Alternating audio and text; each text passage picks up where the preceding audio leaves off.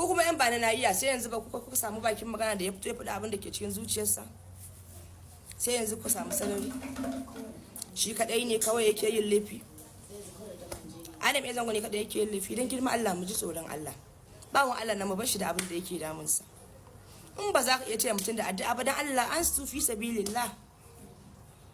Yan neman followers, yan ba na iya, yan waye duk muna nan sanar ku muna kallon ku sai yanzu da ya faɗi zuciyarsa. Sai yanzu ku yi. A bar mana uban mu ya huta. Sulu cinikin manzan Allah a bar mana uban mu ya huta dan girman Allah da manzansa. Dan kauna ku da Annabi Muhammad sallallahu alaihi wasallam ku bawan Allah ne ya huta. Kuna so depression ya kashe mana shi. Duk wani celebrity da kuka ya committing suicide, depression ne ba wani abu ba. Depression ne ba wani abu ba. Ku bar shi.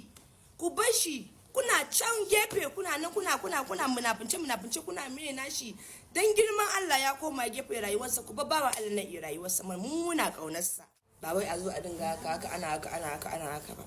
Saboda ya faɗi zuciyarsa. Ku yi hakuri dan girman Allah. Manyan mu a yafe mu masu biyayya ne. Amma gaskiya ce sai mun faɗe ta. Adamu Zango uba ne kuma mu muna son abinmu kuma muna alfahari da abinmu. Dan girma Allah a bassa ya huta, a bassa isha iska, a bassa ya sha iska, a bassa shi ya rayuwarsa kawai ya isa. Abin yayi yawa haka kuma ba za mu iya dauka ba da ranmu da lafiyar mu ba. Ranku shi dade, ranku da ran yaran ku shi da ranmu da lafiyar mu wallahi muna nan. Kuma maso da zama da mu ya so zango, kuma duk wanda ba zai so zango ba kowa ya kama gabansa ba a dole. Zango muka sani, zango muka tashi, zango yayi. Zangon nan dai shine dai. Zangon nan dai namu ne shi.